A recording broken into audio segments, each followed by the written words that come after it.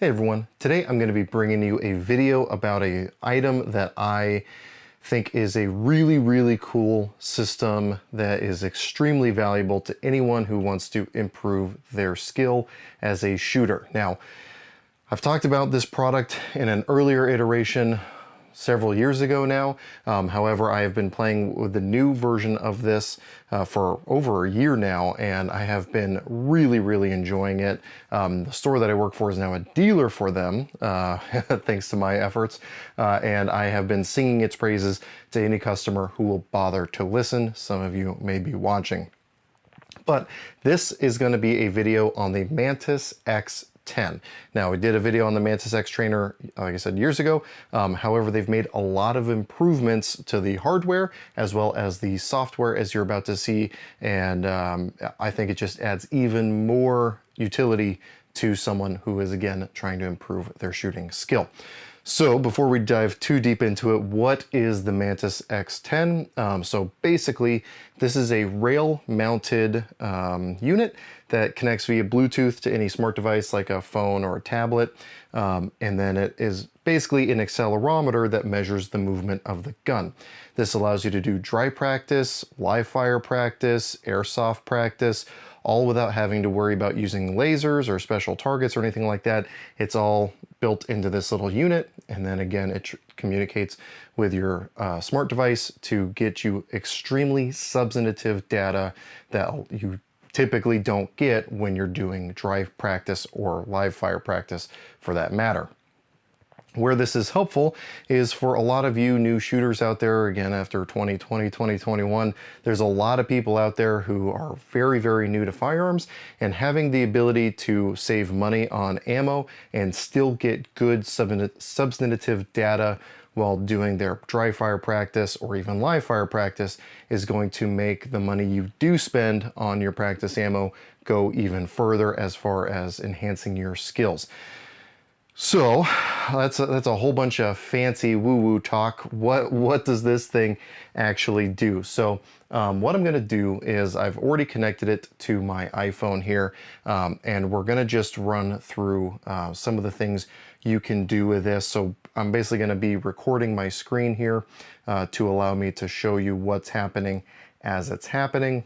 So looking at the screen there in the bottom corner of your screen there, I can set this thing however I want. As you can see, I already have it set for my CZ-P01. I have it set to dry fire, me right-handed, and then it being forward mounted on the gun. So I'm going to go ahead and hit start, and then what this will do is it'll measure the movement of the gun before, during, and after the trigger press. So obviously doing dry practice inside the home, we want to make sure that we are unloaded, and just for sake of extra reps, I'm going to do this decocked to make this thing hard for myself. Now again, I don't need any special targets, so I'm just going to pick a spot on the wall here and just do a nice slow steady squeeze and see where we're at. So 96.9, not too shabby. I'm going to go ahead and do some more here with the double action trigger. And again, all I'm doing is getting my sight alignment sight picture and doing a nice slow steady squeeze to the rear. And we'll just go through that a couple times and get some scores. Now, what I'm going to do is I'm going to intentionally pull the trigger a little bit poorly, and then you guys will see what will happen here. So if I just kind of, oh, okay, hold on, try this again. All right, so as you can see, much lower score there. So what you might have noticed is I now have this little protuberance going low and left. Weird, must be my sights. And if I click on that, it'll give me an idea of what I might be doing. So not only is it telling me what I'm objectively doing, what the movement of the gun is actually doing, it's telling me how I might fix that. Now, why it's important if I'm set it for right-handed or left-handed use is obviously if I have too little of my finger, so let me see if I can do this with too little finger here.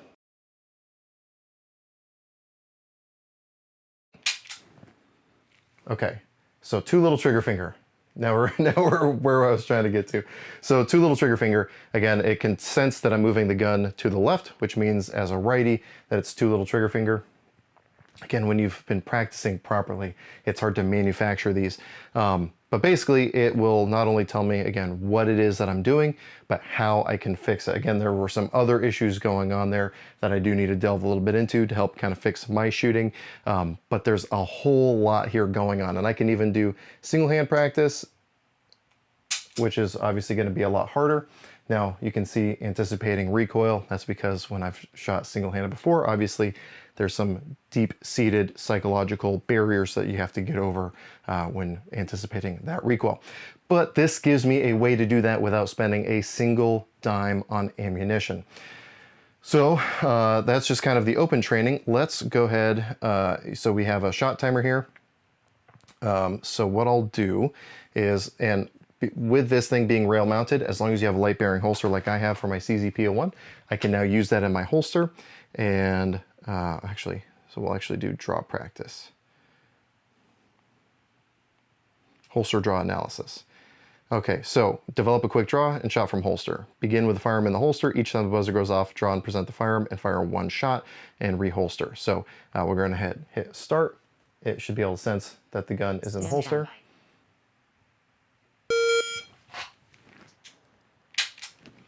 And then I can holster it back up, wait for the beep. Stand by.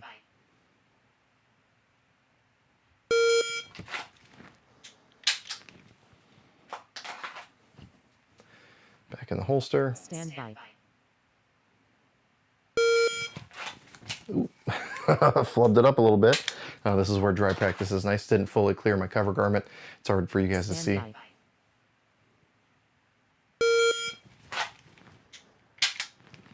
All right, so we're gonna hit stop here, and now we can see roughly what's going on. So establishing the grip, how long that's taking, the pull, getting it horizontal, sights on target, and then the shot break. You get the total times at the top.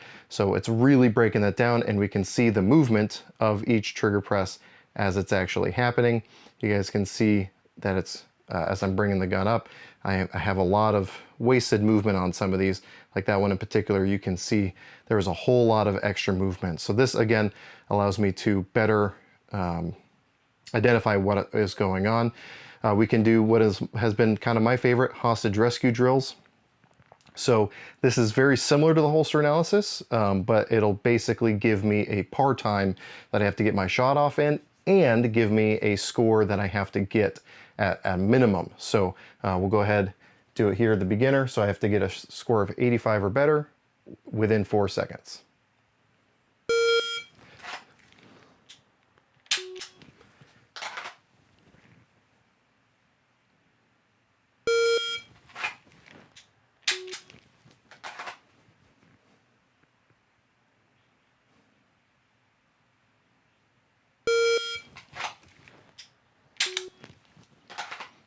Trigger pull felt a little rushed.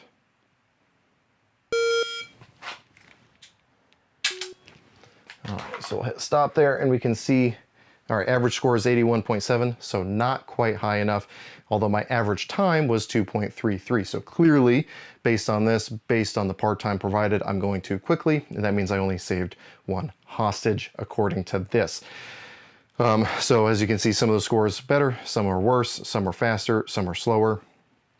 All kind of between 2 and 2.5 seconds for the most part. So again, able to get really substantive data built in with a shot timer all at the same time. And again, you guys, if you're looking through here, will get a pretty good idea of what all is going on and what is all available. Now, one cool thing about this is I don't have to just use it with a handgun. I can also use it with a rifle. So I have my loose, what would Stoner do approximation here. We have this thing all converted over to do this on the rifle. Just to walk you through that, you can go to settings. You've got handgun or a long gun. You can also select a specific firearm if you want to save data for a specific gun. We have dry fire or live fire. Obviously we're doing dry. And then this thing is for facing forward on the rail, so it can know where it's at, and then on the top of the rail as well, so it can detect which direction the movement is going. So we'll just take a couple nice slow aimed shots.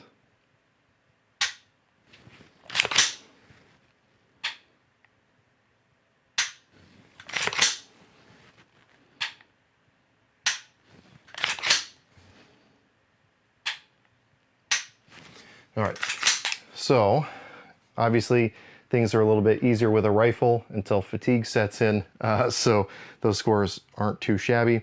And then again, just digging a little bit deeper in here, we have, again, we can watch the movement. The blue is before the trigger pull, the yellow is the trigger pull, and then the red is after the trigger pull. So you can see that it's kind of hovering around the target, and then everything stays nice and tight there. This one hovering around the target, and then it pulls up. So again, this is all just movement I'm imparting to the gun while it's firing and under recoil. If I wanted to, I can also take my shotgun here with my Nordic rail here on the side, slap it on there, tell it that it's mounted on the left-hand side of the gun, and again, still be getting substantive data, which again, unlike most training devices out there, I can now actually take out to the range and see what's actually happening while I'm using it. And again, that's where a lot of the dry fire trainers fail, is I get great substantive data here in my bedroom or in my office.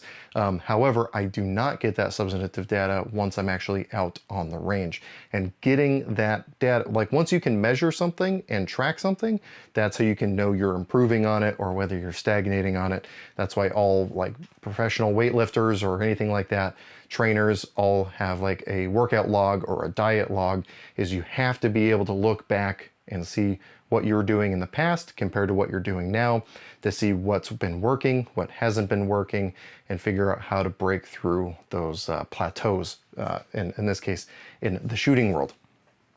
Now, the cool thing is, let's say I don't have that Nordic rail installed on a gun. I don't have to have a rail of some sort.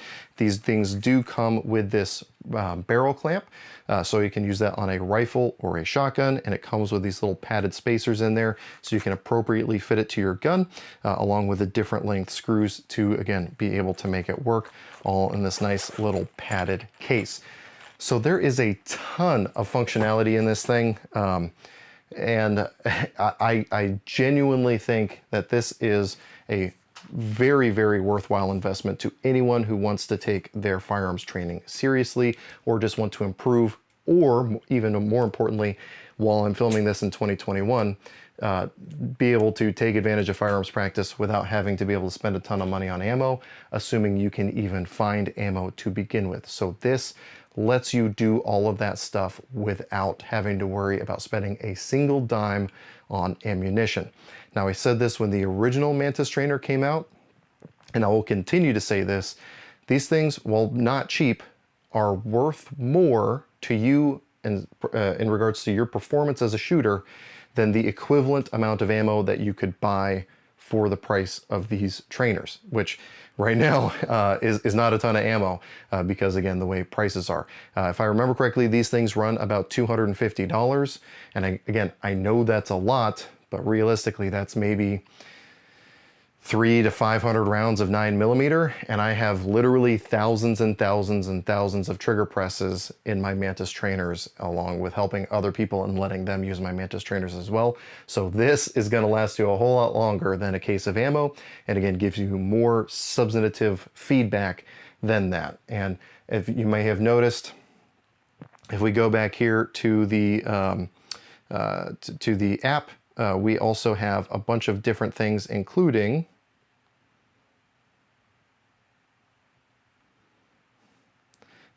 these courses. I can actually run through different courses if I wanted to.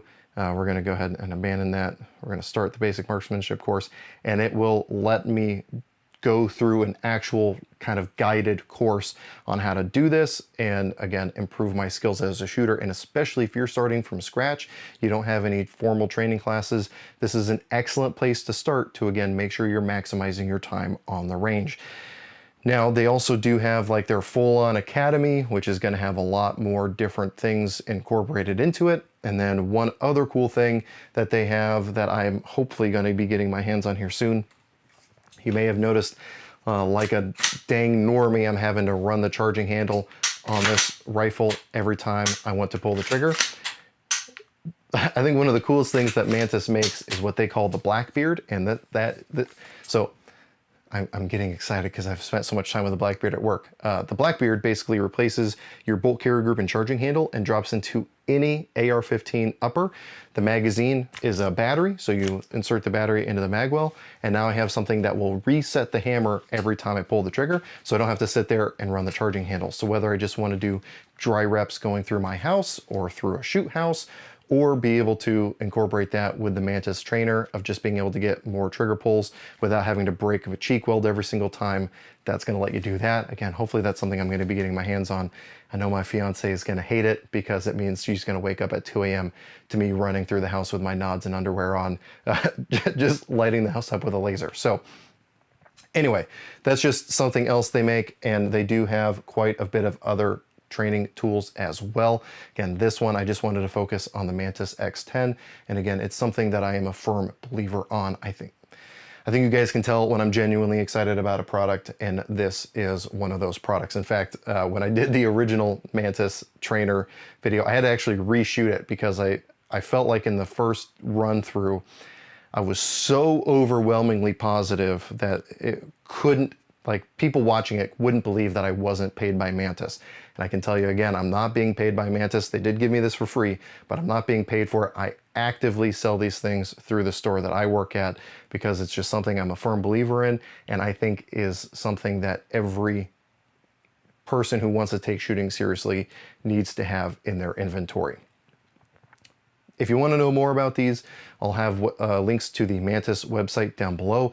They'll show you all the different ways of like mounting it to your gun, what it's compatible with, because one thing I didn't cover, so let's assume that you are running a handgun that doesn't have an accessory rail, or you don't have a light bearing holster that you can use this with. There are ways of attaching it to your magazine base plate so you can still get that good feedback without having to mess with it. Or let's say you want to do low light training and you need a weapon light on your gun.